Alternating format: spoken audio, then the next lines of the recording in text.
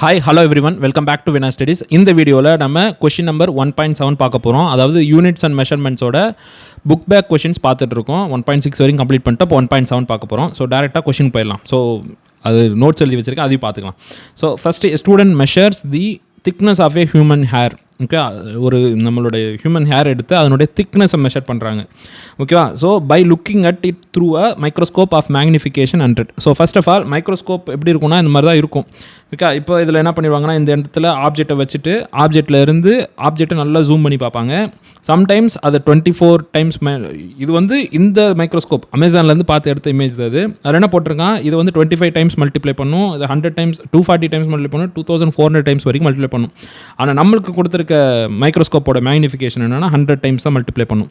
அதாவது என்னென்னா இப்போ எனக்கு 1 mm ஆப்ஜெக்டாக இருக்குது, 1 mm தான் அதனுடைய திக்னஸாக இருந்துச்சுன்னா அது வந்து எனக்கு எவ்வளோ இருக்குன்னா இன்ட்டு 100 டைம்ஸ் வரும். ஸோ அப்போ 100 mm எனக்கு தெரியும் அந்த மெஷர் பண்ணும்போது. இந்த இடத்துல வந்து ஒரு வியூ கிடைக்கும் நம்மளுக்கு. அதுதான் என்ன சொல்லணும்னா ஃபீல்ட் ஆஃப் வியூ சொல்லுவோம். ஸோ இந்த இடத்துல ஒரு சின்ன சர்க்கிள் மாதிரி தெரியுதா? ஸோ அந்த இது மட்டும்தான் நம்மளால் வியூ பண்ண முடியும். ஸோ அப்போ அதை தான் இங்கே வரைஞ்சிருக்கேன், இங்கே ஜூம் பண்ணி காமிச்சிருக்கேன். சரி, இப்போ நம்ம இதில் என்ன கொடுத்துருக்காங்க பார்ப்போம். ஸோ இப்போ 100 mm இருந்துச்சுன்னா 1 mm இருந்துச்சுன்னா 100 mm காமிக்கும். அப்படி நான் சொல்கிறேன். ஓகேவா? ஸோ இப்போ எனக்கு என்ன கொடுத்துருக்காங்க கொஷினில், நம்மளுக்கு measures the thickness of a human hair by looking at it through a microscope of magnification 100. So human ஹேரை மெஷர் பண்ணுறான். இதில் மெயினாக ஒரு கொஞ்சம் கன்ஃபியூஸ் பண்ணுற மாதிரி ஒன்று கொடுத்துருக்கான். என்ன கொடுத்துருக்கான்னா, கன்ஃபியூஸ்லாம் பண்ணல, பட் ஈஸி தான்.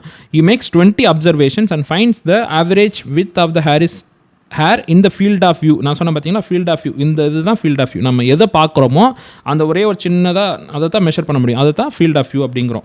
Okay, of the microscope is 3.5 mm. Okay, இப்போ இதில் என்ன சொல்லிக்கிறான், இதில் மெயினாக ஒன்று மட்டும் நம்ம தெரிஞ்சுக்கணும். என்னென்னா, இப்போ நான் ஒரு மெஷர்மெண்ட் பண்ணுறேன் அப்படின்னா கண்டிப்பாக நான் முன்னாடியே சொன்னதான், மெஷர்மெண்ட் பண்ணால் கண்டிப்பாக அதில் எரர் இருக்கும்.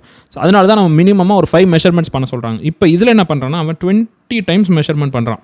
ஸோ 20 டைம்ஸ் மெஷர்மெண்ட் பண்ணி அவன் என்ன பண்ணுறான்னா, நீங்கள் மெஷர்மெண்ட் பண்ண இப்போ எனக்கு வந்து ஒரு ஆக்சுவல் வேல்யூ 9.67 mm இருக்குன்னு வச்சுக்கோங்களேன். அப்போ என்ன 9.67க்கு மோர் ஆர் லெஸ், ஓகேவா? அதாவது இந்த பக்கம் வேறு இருக்கும், இந்த பக்கம் மெஷர்மெண்ட்ஸ் இருக்கும்.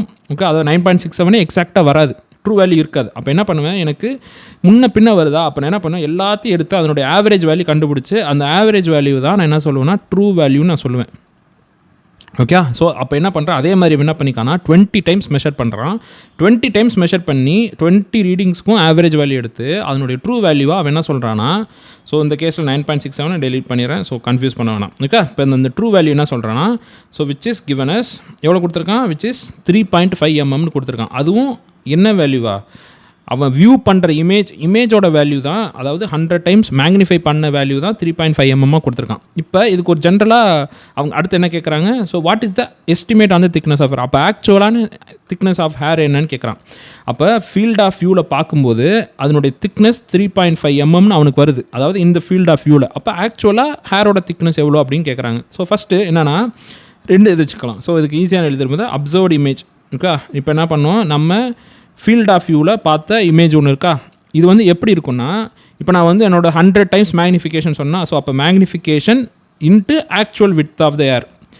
Okay, so observed image width which is equal to 100 times into actual or true width of the hair அப்படின்னு சொல்லலாம்.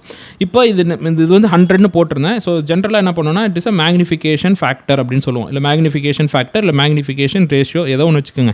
So it is magnification. So இந்த கேஸில் நம்மளுக்கு அப்சர்வ்ட் இமேஜ் விட்த்து தான் தெரியும், அதுதான் 3.5 mm. ஓகே, அதுதான் 3.5 mm.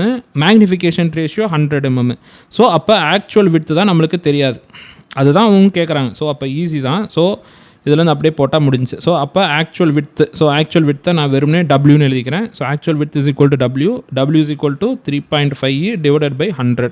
ஸோ இது எப்படி எழுதலாம், விச் இஸ் 3.5 இன்ட்டு 10⁻⁻²ன்னு எழுதலாம்.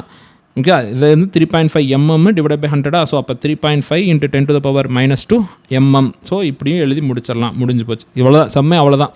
ஓகேவா, இதில் வேறு எதுவுமே ஒன்றுமே இல்லை இந்த கொஷினில். ஓகே, ஈஸி தான் அந்த கொஷின். ஸோ அடுத்த கொஷின் 1.8 அதை நம்ம நெக்ஸ்ட் வீடியோவில் பார்க்கலாம். தேங்க்யூ.